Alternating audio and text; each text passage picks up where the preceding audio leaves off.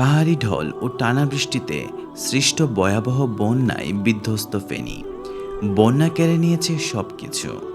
এর ভেতর যারা স্বজন হারিয়েছেন তাদের বেদনার ভয়াবহতা হৃদয় বিদারক।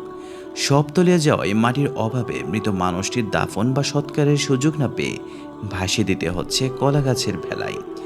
স্বজনের মরদেহ যেন একটু মাটির ছোঁয়া পায়, সে আশায় অনেকে মরদেহের সঙ্গে কাগজে দাফনের অনুরোধ লিখে দিচ্ছেন। জীবনের এমনই ভয়াবহতা ছুঁয়ে যাচ্ছে ফেনীবাসীকে। স্থানীয় সংবাদকর্মী নাজমুল হক শামীম জানান, শনিবার রাতে ফেনী শহরের মিজান রোডে সোনালী ব্যাংকের সামনে হাঁটু পানিতে একটি শিশুর বয়স 5 মরদেহ ভেলায় ভাসতে দেখি।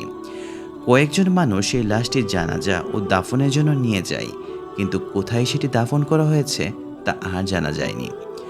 রোববার ফেনী সদর উপজেলায় লালপুল এলাকার উত্তর গোবিন্দপুর গ্রামে বন্যায় ভেসে আসে আরেকটি শিশুর লাশ।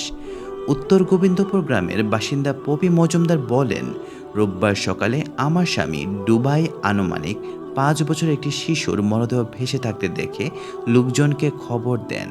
তারপর কয়েকজন ধরাধরি করে মরদেহটি এনে সড়কের পাশে রাখেন। স্থানীয় জয়নাল মিয়া সাংবাদিকদের বলেন, শিশুটির চোখ দুটো ফুলে সাদা হয়েছিল, শরীর ফোলা।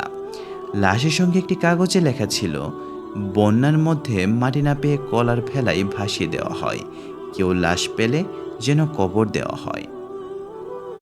এ ধরনের আরও তথ্যবহুল ভিডিও পেতে অনুগ্রহ করে আমাদের ইউটিউব চ্যানেলটি সাবস্ক্রাইব করুন এবং আমাদের ফেসবুক পেজে ফলো দিয়ে সাথে থাকুন।